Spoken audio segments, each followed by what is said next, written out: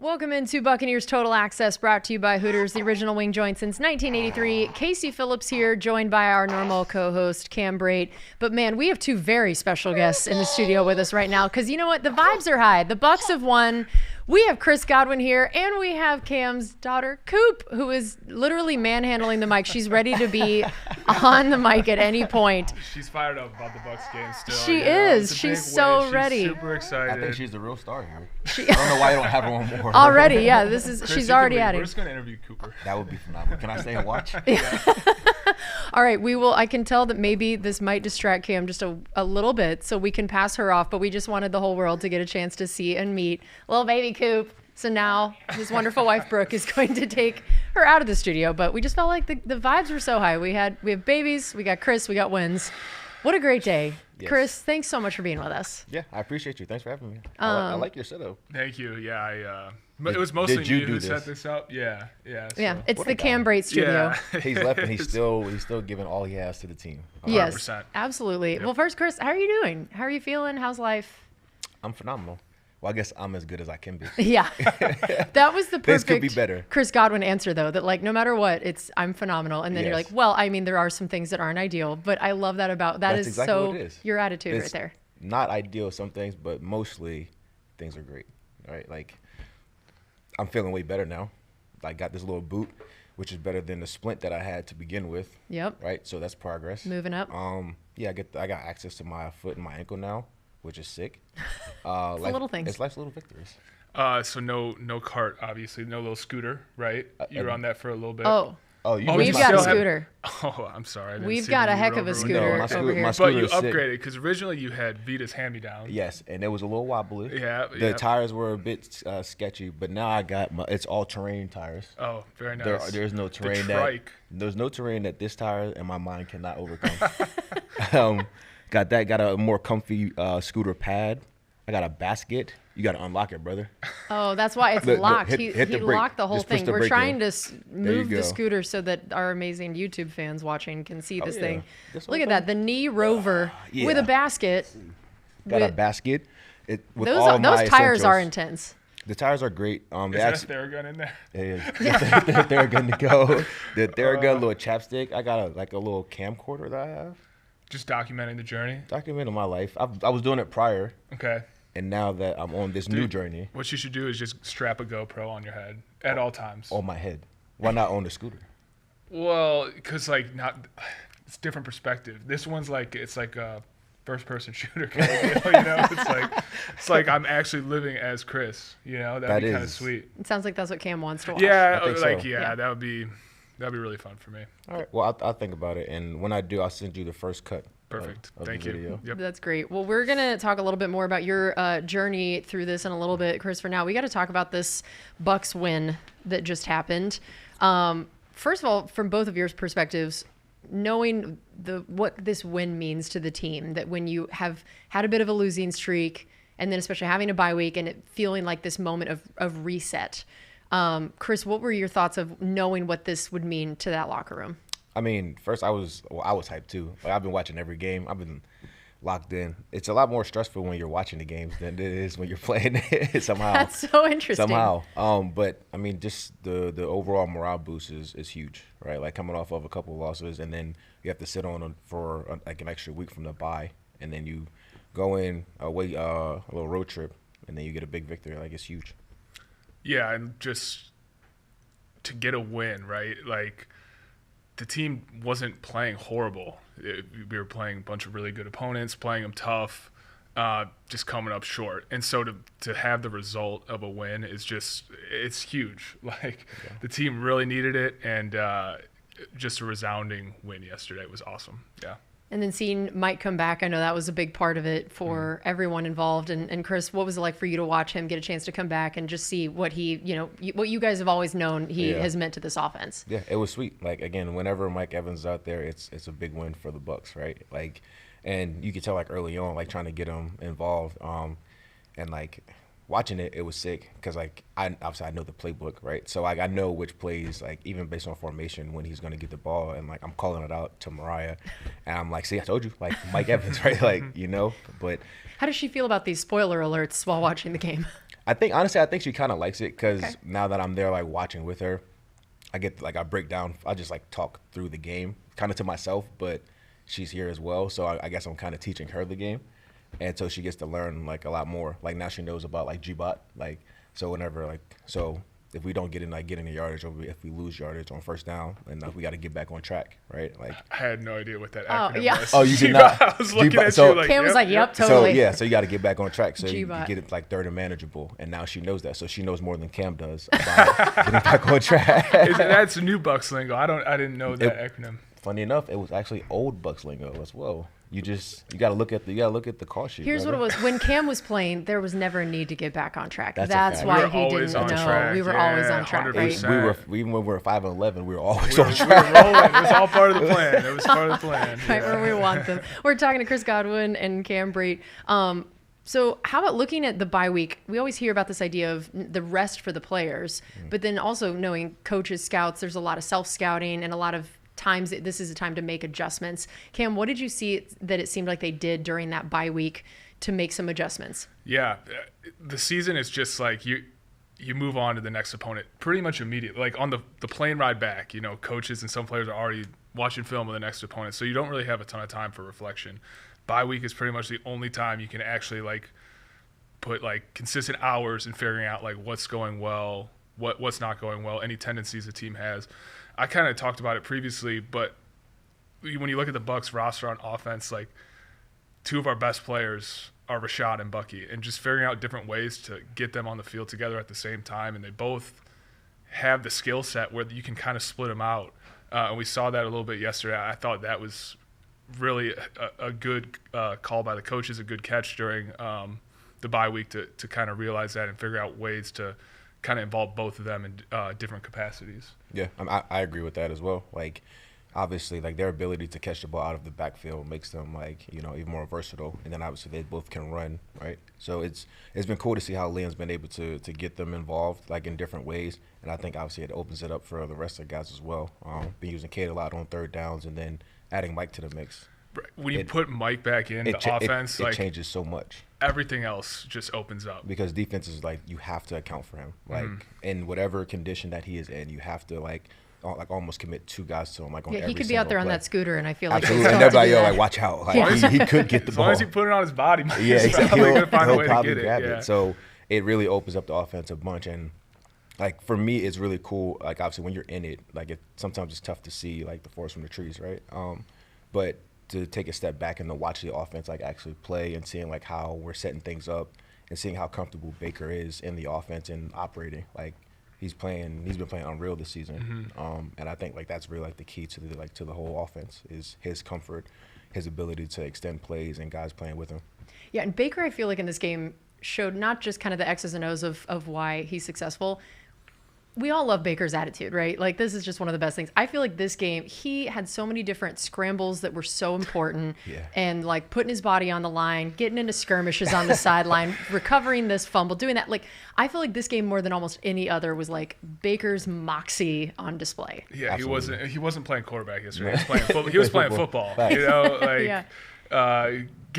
Getting out ahead, lead blocking for Bucky on Oh, the yeah. Hilarious. He had absolutely no idea what to do. He was calling for him to come, like he wasn't going to keep running downfield. And then it actually came with him. Yeah, Like as if Bucky's over there like, where do Where's I it? go? right. It was hilarious. He was gonna go the other way if he Yeah, didn't tell him. dang it. I did love, and I loved how Baker immediately was like yelling in his face afterward, like, "We did it, buddy!" Like, that was amazing. And speaking of Bucky, this guy, okay, so 87 yards rushing and a touchdown, which is his 5th of the year, which leads rookies across the league. New season high 64 receiving yards, gave him a season best 149 yards from scrimmage, and we could all hear the Bucky chants all the way in New York, which I really enjoyed. What has it been like to watch this guy as a rookie, Chris? Because I also feel like I've heard he's definitely a lot like you in terms of being ready to come in as a rookie, of the maturity level and the study habits and all of that. Cam's already ready to make fun of you for something, I can tell. He's always ready. But tell me about watching Bucky and the growth and everything that's happened with him so far this season. I mean, it's been really cool to see. He's been a really great rookie for us. Like just from the beginning, like his mindset, like his mentality. I think you could tell that he really just loves ball, and he's a competitor, which like helps him like in the beginning. But he's also like a really smart kid. Like I wasn't really sure like what we were going to kind of get from, because obviously it's a new offense anyway, so we're not really sure how anybody is going to be used. But watching him like progress and kind of like work in tandem with Rashad, and then now you add Sean into the mix, and you have like a really good mix of backs that can give you like a lot of explosive plays. But his ability to step in, make incredible catches, but to me the most impressive thing is his ability to make people miss like that first guy. It's unbelievable. Like it's almost like every single time the first guy is not gonna take him down, and like I'm like watching like cut across the field, and I'm like that's hard to do. Like it's very tough to do, and then like he does a good job like protecting the ball. Just overall, just a really good player. I think he has a really, really bright future in this league. So for like a running back, I feel like sometimes during the offseason, OTAs, even training camp, it's hard to tell just how good they are, because every run's going for a touchdown too, because if you're not tackling it, it's like, oh, look. So was it a surprise to see him in like game action and how good he was right away, or could you tell all along like this guy's got some juice? No, I think it was a bit tough, because like that's a great point. Like like there's no pads, so like it's hard to tell, like especially like from a receiver's perspective, because like you're just watching, like you watch if the O-line is like running the right track every play, every single play. It's either touchdown every play, or like the defense is running up like, oh, like We how got I had him. that. It's Yeah. okay, all right, like let's just calm down. But like whenever we got throwing the pads on, it's okay. Like you got a little bit something there, but the games really is like when he really started to shine. I honestly, I think the first preseason game was Cincy. Like I think you can tell right then, like his contact balance is really good, and for a guy he's not tall at all. Like he's not a big guy, but he's like sturdy. So like on contact, he's tough to bring down, and I think his mentality just allows him to really like flourish. And then I know also just the run game overall has been a huge storyline all season. And in this game, I mean, man, we rushed for 156 yards as a team, which is our third most in a game this season. And we've rushed for 100 or more yards in 8 of 11 games so far this season, and rank 6th in the league in yards per rush attempt. That was not the stat last year or in the last couple of years before that. Yeah. I mean, it's been incredible to watch. Chris, I would love to know, just hearing from you, what it's been like watching that aspect of the game, the way it was helping people like you when you were out there, and just what the overall offense has looked like now that this part of the game is where they've wanted it to be. I mean, it's sick. Like absolutely. Because we've just been abysmal, like in the run game the last like handful of years, right? And the last time we were good was 2015, I think. So I wasn't even here, you know. Yeah. But so it's your fault, is what I'm hearing. Yes. That's what. As soon as I'm done, the exact opposite, since you're such a key part of that in the blocking, for sure. But I've always like kind of like like there's so many elements that go into like a successful like running game, right? Like your scheme, like there's like offensive line, there like receivers, there's running backs trusting like the path of the play, and it's been really cool to see this kind of come together like this year, and obviously I think like last year like we started to see like just a little bit of improvement, but the scheme itself was so different than anything that we had done like years past, right? Like that like mid-zone scheme. And like I think for offensive linemen, it's tougher because like the angles are different, like the intent is a little bit different. But I do think that what we did last year has helped us transition this year in terms of like offensive line play, like their understanding of the scheme, the running backs' angles, as well as like the receivers' understanding where the cutback lanes will be. So it all plays together. But then when you add like, you know, obviously like Rashad is doing what he's doing, and then you add Bucky in the mix, and then Sean, like it all comes together to make us like a really, really dominant like run game. And obviously like, Liam calls it like great. I think he has a really good feel for the run game, and tying that with the pass game. All right, we're going to take a quick break here on Buccaneers Total Access, brought to you by Hooters. We're talking to Cam Brate and Chris Godwin. This is Buccaneers Radio. Welcome back into Buccaneers Total Access, brought to you by Hooters, the original wing joint since 1983. Casey Phillips here with my normal co-host Cam Brate, and our very special guest in the studio today, Christopher Godwin. Chris, we're just so excited again to have you here. We're going to keep talking a little bit more about that Bucs win, because it was so awesome, and then we're going to get a little bit more into your story and what's been going on with you in the next segment. But I feel like also we talked a lot about the run game, but the fact that we had 5 different players with receptions of over 25 yards after the last couple games before this hadn't had any plays of over 20 yards. And then we also had 11 different players record a reception. So this is also, again, without you, one of the normal people to be getting those receptions. How many guys caught a pass, had huge chunk plays, What did you see from the receiving side of things, of the ways that now, in the wake of the games where it was no Mike and no you, and then now without you as well, the way they're still having so many opportunities to get other guys involved? Yeah, I mean, again, I think it's a testament to Liam, obviously, his play calling and, like, the design, right, of him and the coaching staff. But for all of those guys to be, like, mentally, like, and physically locked in on the game plan is huge as well. Like, it's – because if that's not the case, then, like, those plays, like, aren't going to come into fruition. Honestly, 11 guys having a reception, that's really wild. Like, just got to get Cole catch, you know? I didn't know that we had 11 guys that were capable of catching. Like 11 active eligible guys. I think Cole's probably the only one. Only one? Yeah. We've got to get Cole a catch. Like, yeah. I'll be planting those After the seeds show, this we're week. gonna all go knock on Liam's door and be Yeah. like, I know you've Just been doing a screen, great job. screen. Like, you definitely could We just do have better. one suggestion. We got to get Cole into the end zone. Yeah, and I think it also, like, that's a testament to more trust from Baker and Liam in the supporting cast. Like, losing Mike and Chris like we did, like, there's going to be an adjustment phase where, like, all these guys you have to have someone out there playing receiver, but, like, having the trust to call plays for those guys, and Baker then having trust to, like, timing throws, get the ball out to them. So, yeah, like, those weeks where it was, like, a little bit of a struggle, I think that's going to pay dividends towards the back half of the season. Yeah, definitely, like, growing moments for all of those guys. Yeah. And in big games, too, against, like, tough opponents. And they were, like, closely fought games. Prime time games. Yeah, like some of the best in the league, right? Yeah. Yeah, Cade obviously is one of the people that's been asked to step up more than almost anyone else in the wake of you guys being out. And I believe Coach even said on one of our other shows, he was running specific routes that would normally be assigned to you, Chris. Have you noticed that and seen that while watching the games of, like, wait, for sure, that's me. That's another one of the things I would tell Mariah. I'm watching. I'm like, I realized Cade is getting, like, my targets, and I'm like, that's sick, because he was taking advantage of them. Like, it's tough when you get those, like, when you get extra targets, and if you're not taking advantage, then it's like it feels away, right? But the reason the offense has been able to look the way it has is because, like, Cade and other guys have been able to step up, which to me is no surprise, because, like, I watch how hard they work. I watch, like, the dedication that they have. It's just, like, sometimes it's just a matter of actually getting the opportunities. So it's cool to see. And then I know defensively also, huge performance for them when you're pitching a shutout going into the fourth quarter. It's a very big deal. They allowed just 45 yards of offense for the Giants in the first half, which is the fewest allowed by us in any half this season, fewest in any half since 4 years ago. So quite a start to the game. Cam, what did you notice especially about our defense and what they were able to do against them? Defensive line was pretty dominant. Yeah.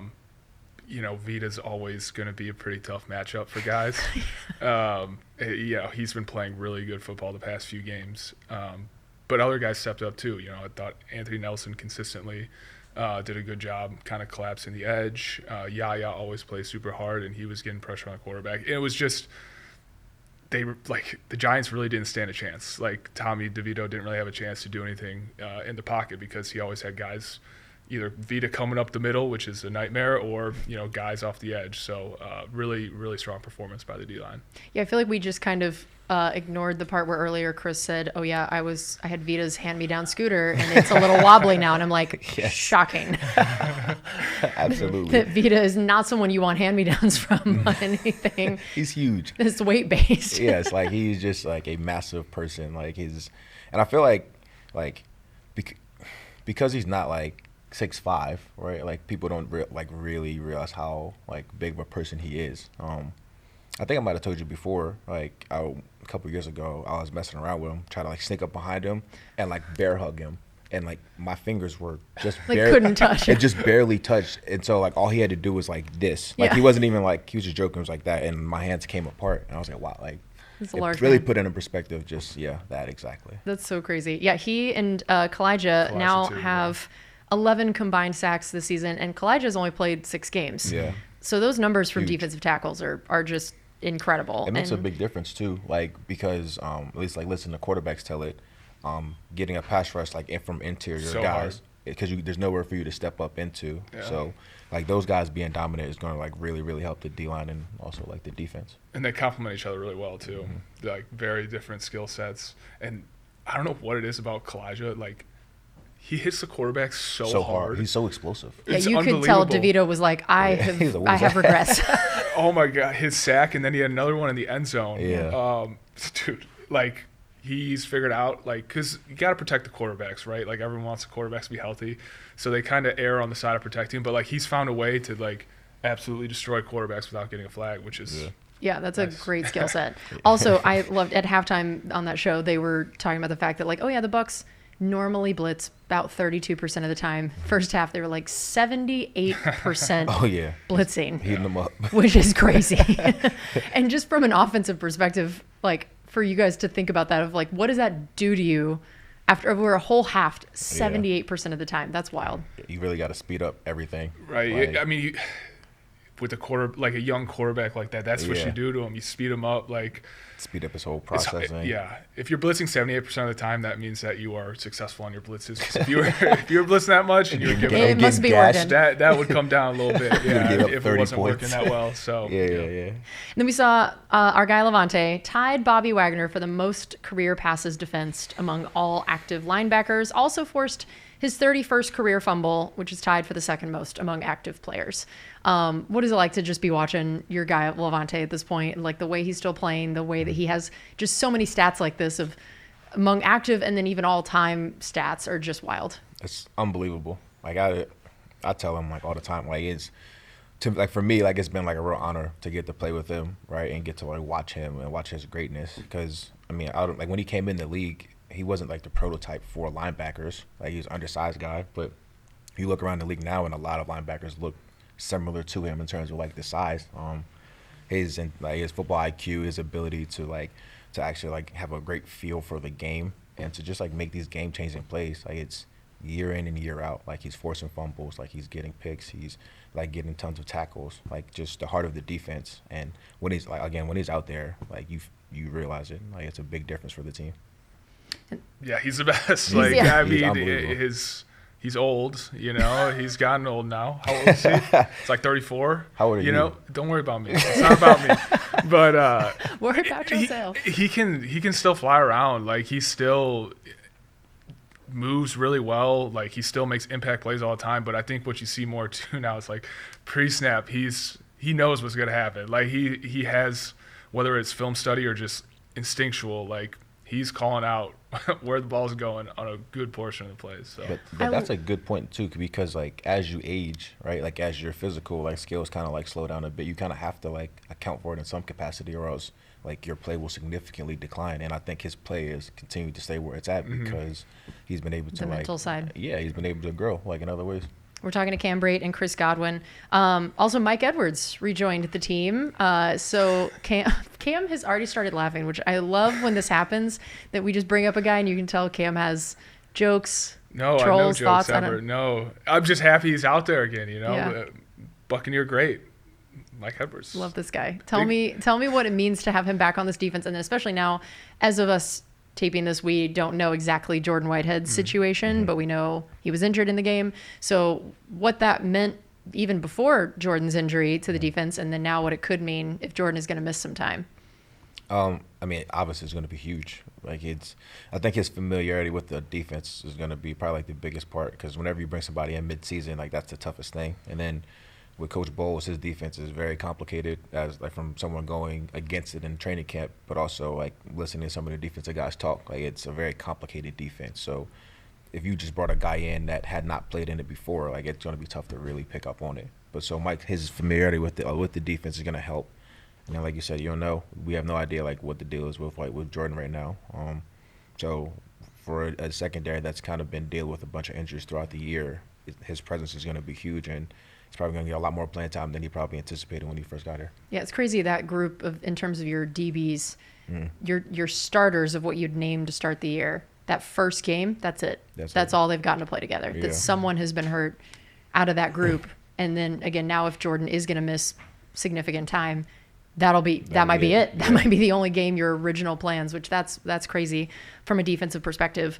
So now I figured we'd transition over here into all things Chris. Yeah. Since you're here hanging out with us. I love talking about myself.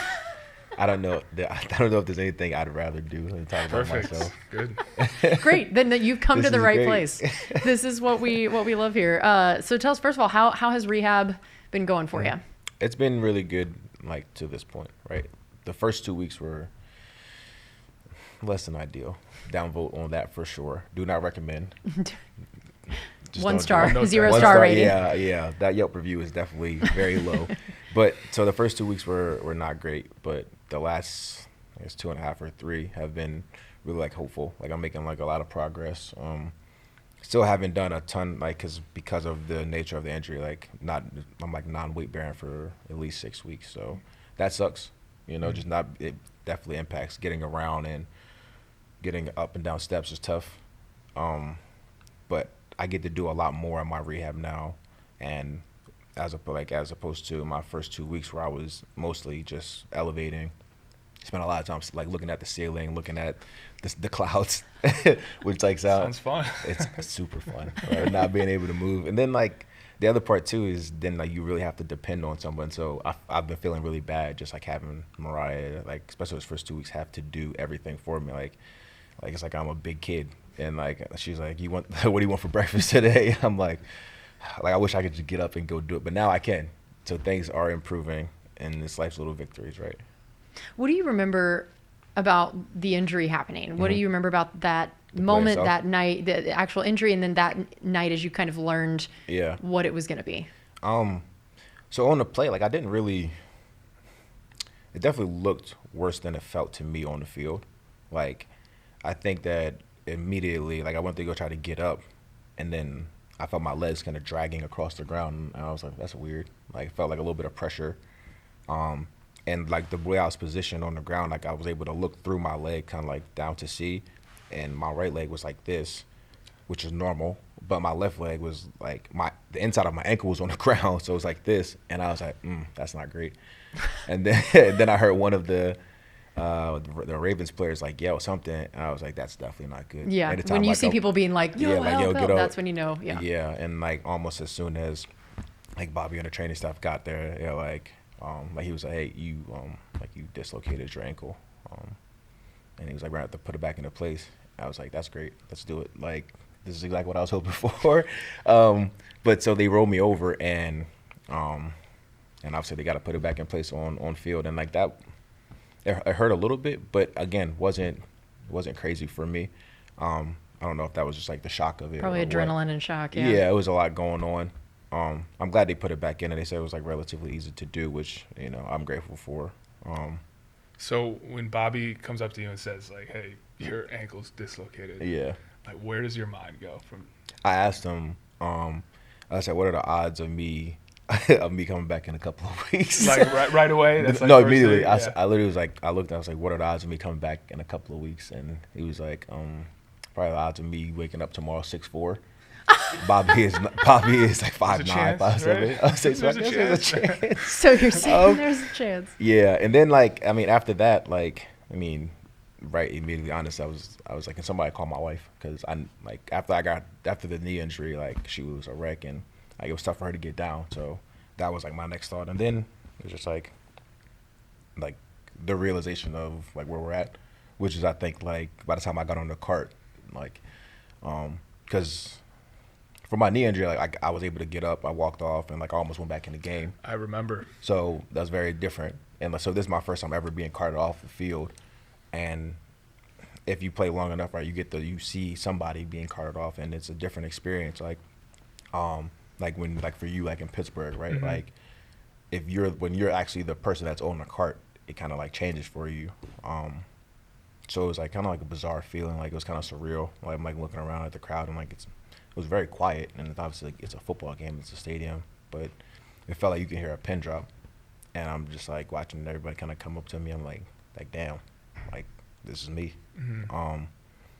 But I mean, all I really know is to work, right? So, and I think that's what like the clip you see is Back to work. Is back to work, and that's really that was really my mentality at that point, because like there's nothing I could do about what had happened, but what I could control is my attitude, like my work ethic from that point forward, and focusing on getting back.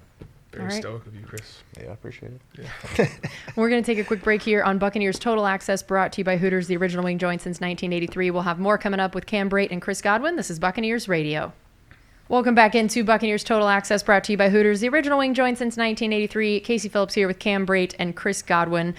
So right before the break, we were talking about that night with your injury, and you did just go through the ACL pretty recently, especially in football terms. It feels like it was just the other day, I'm sure. But what do you feel like you learned in that experience that can apply to now? I think, well, first, like, patience is very, like, key.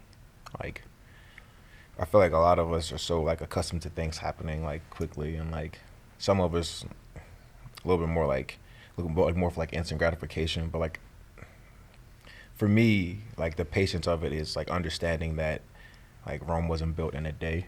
And I think what I really learned from that ACL, like, rehab is, like, how tough it is to get yourself up to an elite like athletic level.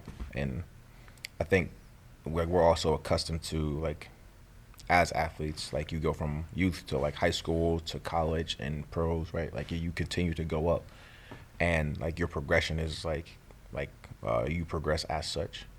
But whenever you have, like, an injury like that, like, I had to, like, reteach myself how to walk, how to run, how to stop, how to run routes and stuff. And, like, it's tough to be an elite athlete.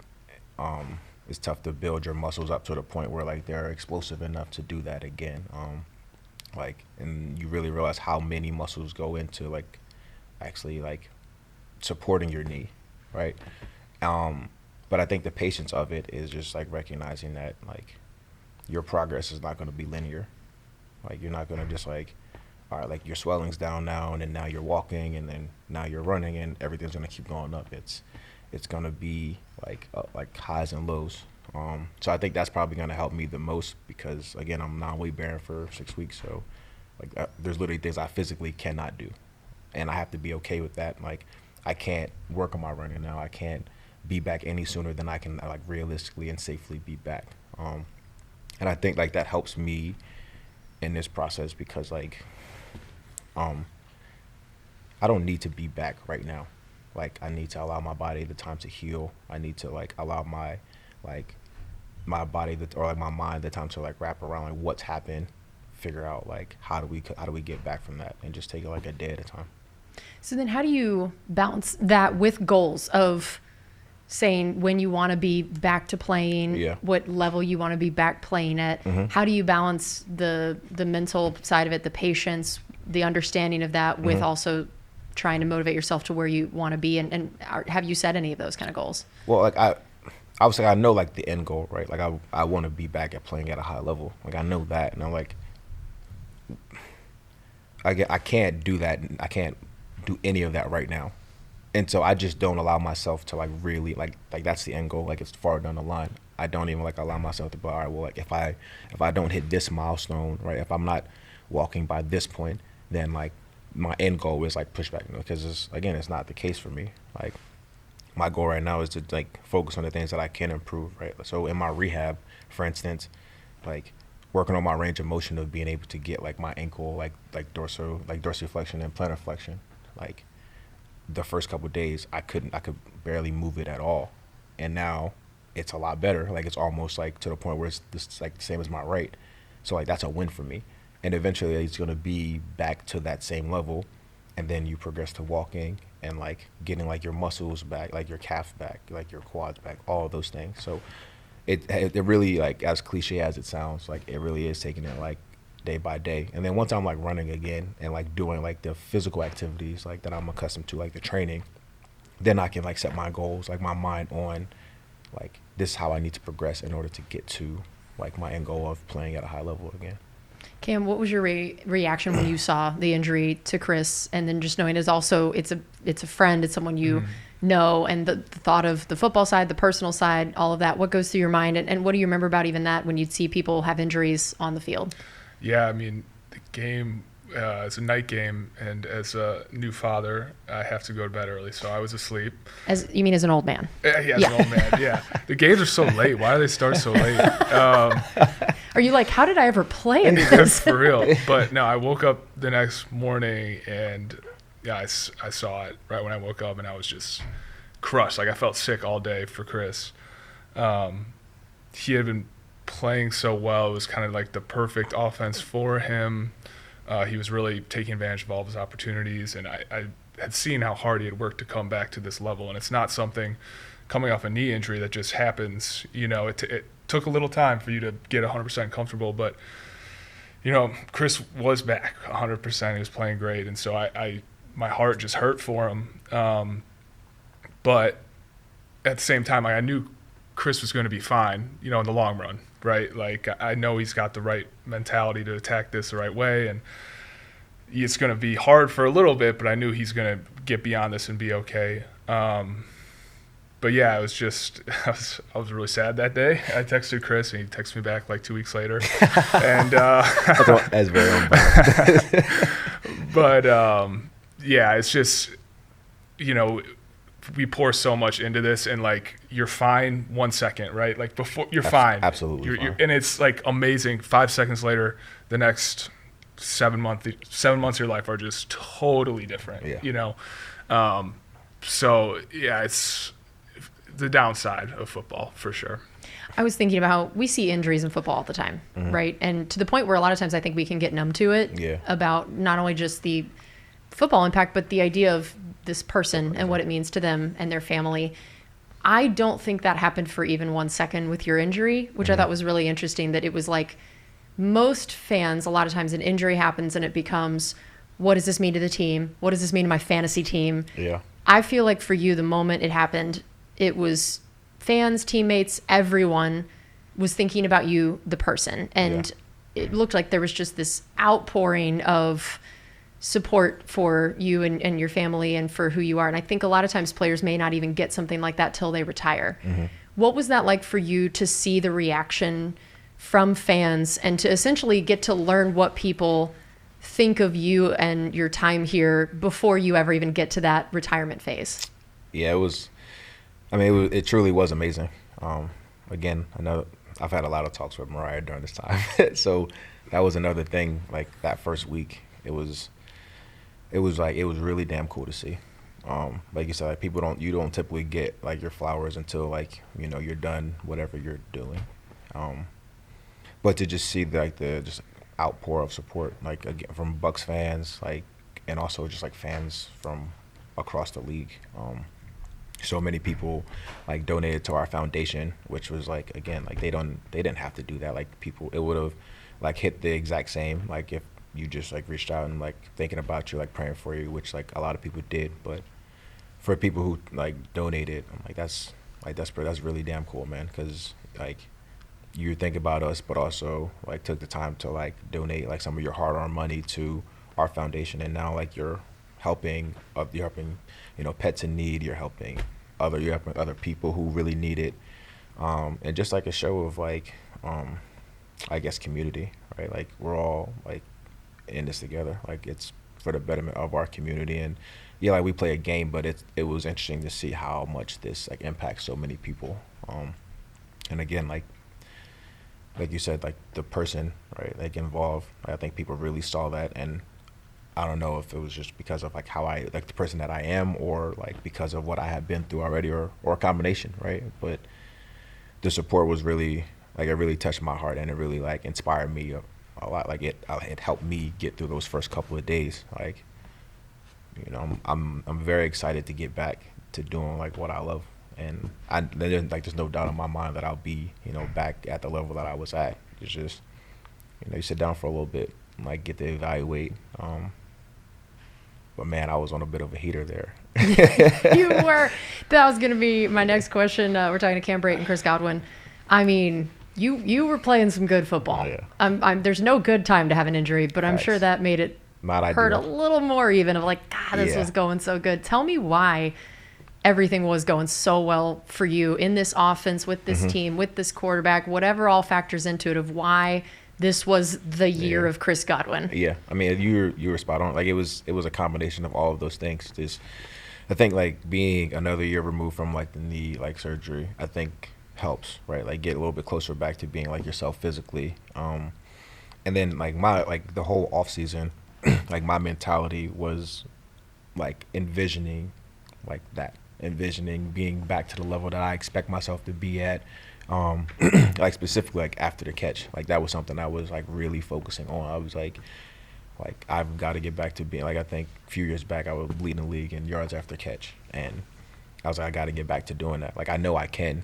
It's just like it's a mentality thing, and also like training it and working on it. So like all throughout OTAs, all throughout training camp, that was like something that I was focusing on, and you can tell in practice, like, talking about it with like my receiver coach. I'm like this is what I want to do, and so I put my mind to it and really worked at it, and then you parallel offense, like I get to get back in the slot, which over the years I've become really comfortable in. The offense itself is a great scheme, but it's also a really great scheme for me. Like I was able to really thrive in this system, and then I think a testament to the coaching staff, like Liam and all those guys, of like seeing like what I'm able to do well and allowing me to like be in those positions. And then me and Bake over the last 2 years, our relationship has grown, and like his comfort level with me has grown.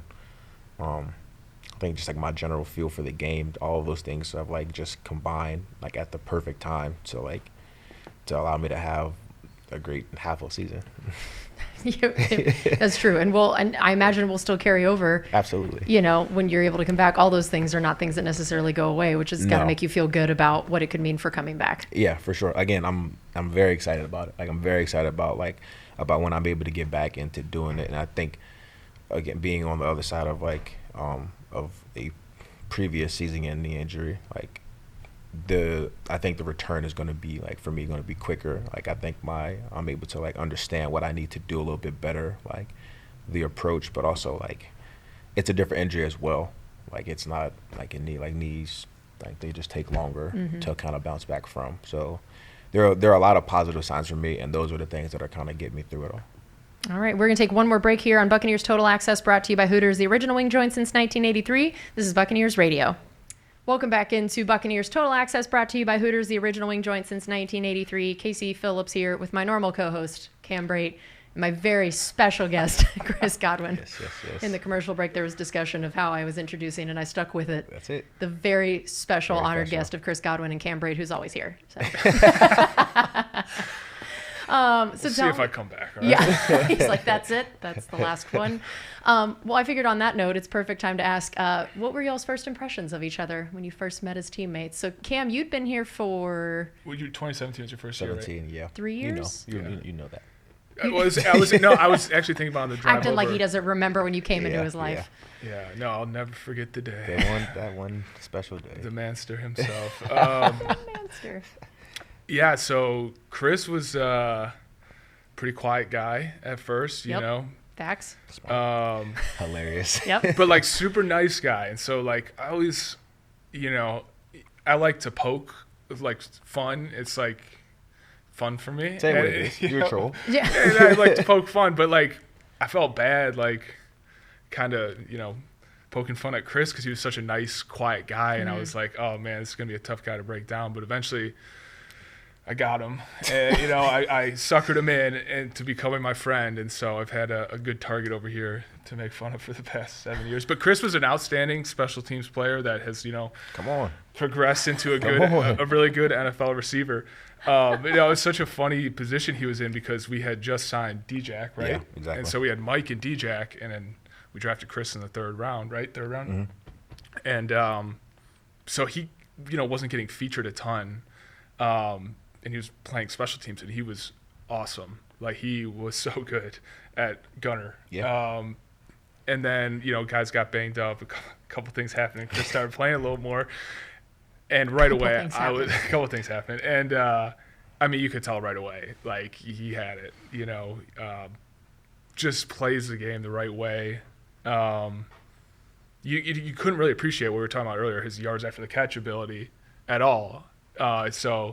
And I think that's what kind of makes Chris unique is how good he transitions from receiver to runner. But yeah, Chris and I are. I would say we're friends now, right? We're pretty good friends. I would also say that. Okay, all right. It just took some work to get there. Yeah. But Yes. yeah, it's a friendship I truly cherish. Chris is one of a kind, very genuine, very authentic. So That's Yep. very So sweet, Cam. tell me you're what your first impressions were as the nice, quiet guy who was just getting berated by this one. Yes, as a nice, quiet guy who I guess some could probably say was getting bullied a bit. Wow. It was kind of Wow. crazy, But Cam,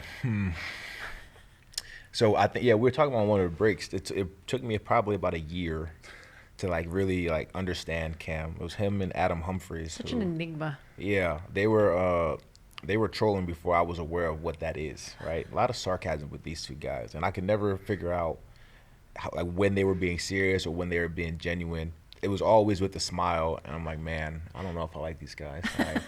I just don't know. It was hard for me to figure out, but it's kind of like a puzzle.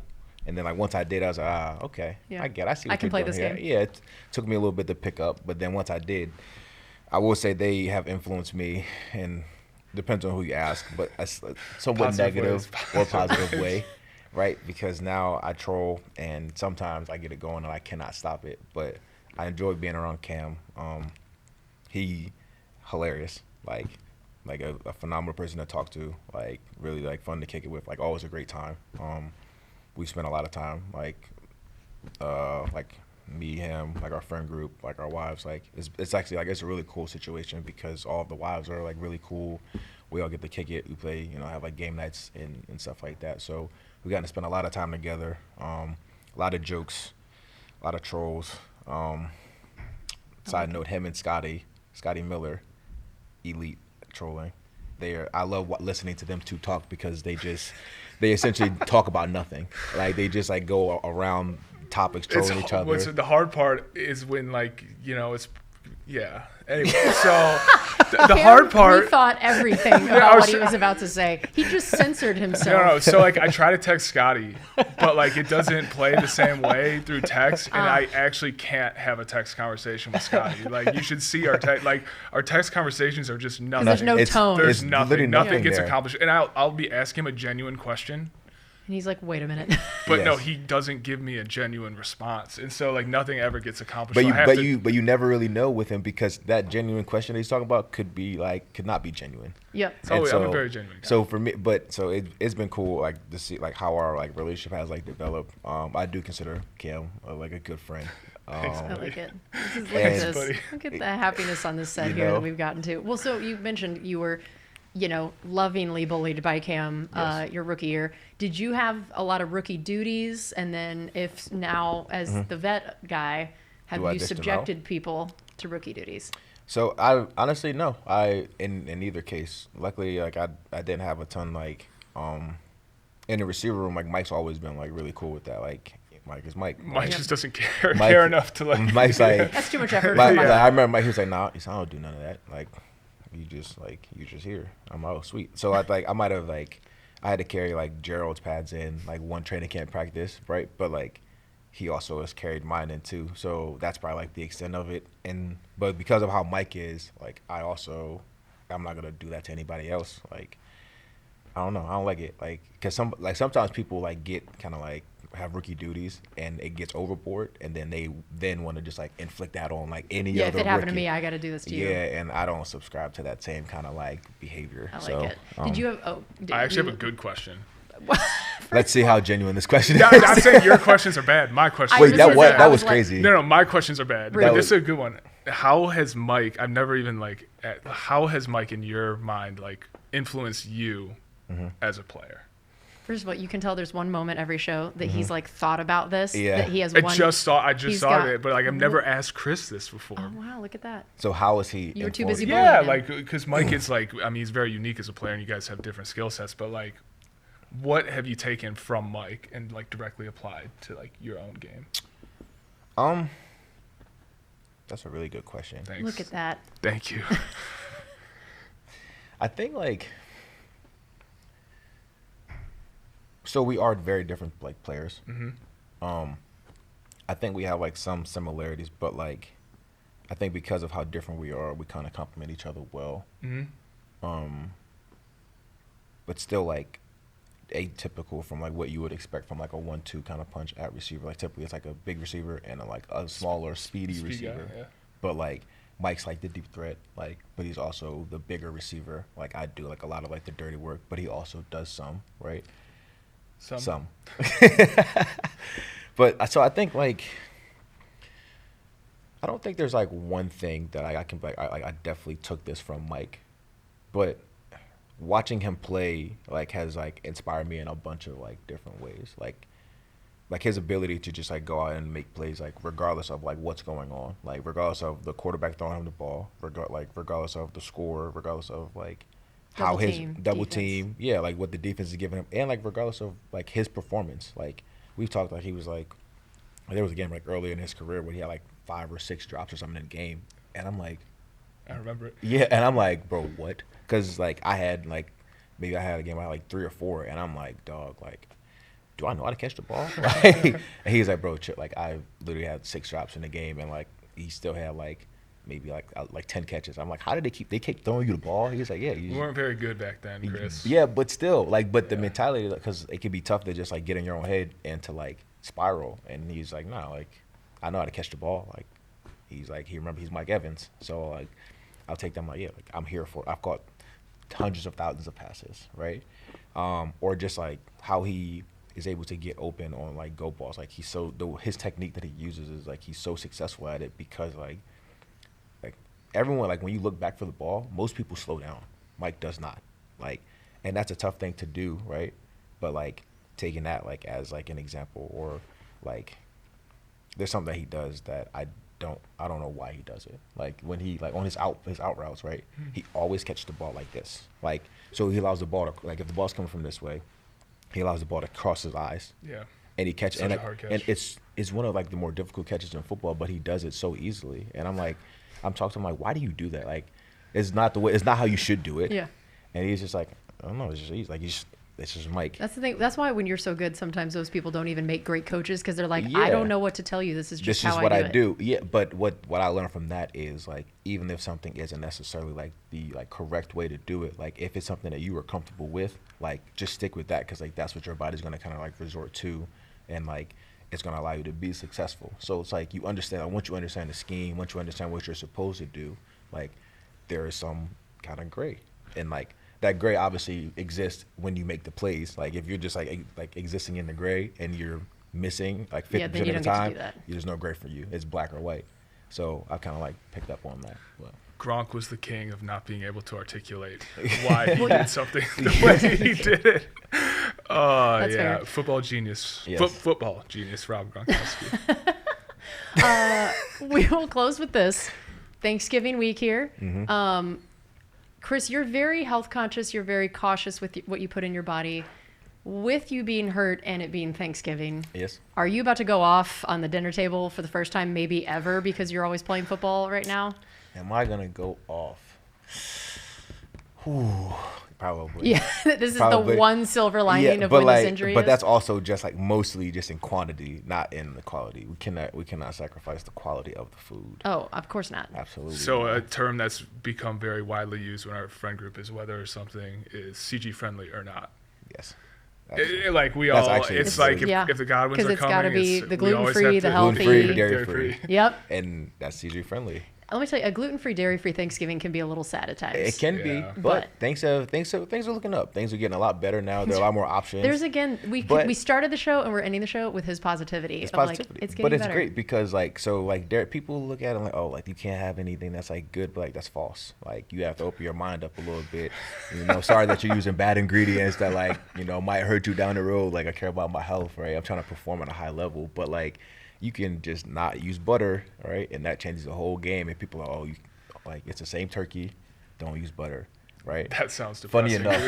enough, no, funny. So quick story. Funny enough, we do like a Friendsgiving, right?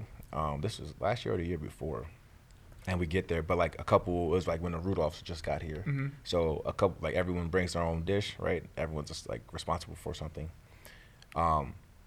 We were not one of the ones responsible for the turkey or like the ham or anything. Everybody that was new to the friend group, was new to the experience. They don't know about CG friendly. They come in, and like we're all like about to eat, and we're like asking questions because we always ask because you never know, and all of the like the meats, the turkey, the ham, like chicken, all of it cooked in butter, and me and Mariah are like, huh, this is great, excellent news. A dinner of sides. Yes, but instead of doing a dinner of sides, we'll be right back. So we go around the corner to what's it, Timpano? Is that the restaurant? Mm-hmm. And we sit at the bar and we eat Thanksgiving dinner at the bar.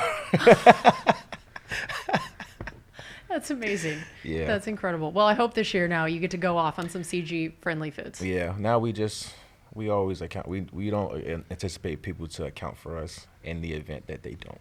Yep. I like it. Well, I hope you guys both have a great Thanksgiving. Chris, thank you so much for joining us. We really appreciate it. And it was great to see you and glad the rehab's going well. Yeah, I appreciate it. I hope you guys have a Thanksgiving as well as everybody that is listening. Awesome. All right. That's going to do it for us on Buccaneers Total Access, brought to you by Hooters, the original wing joint since 1983. This is Buccaneers Radio. Yes, sir.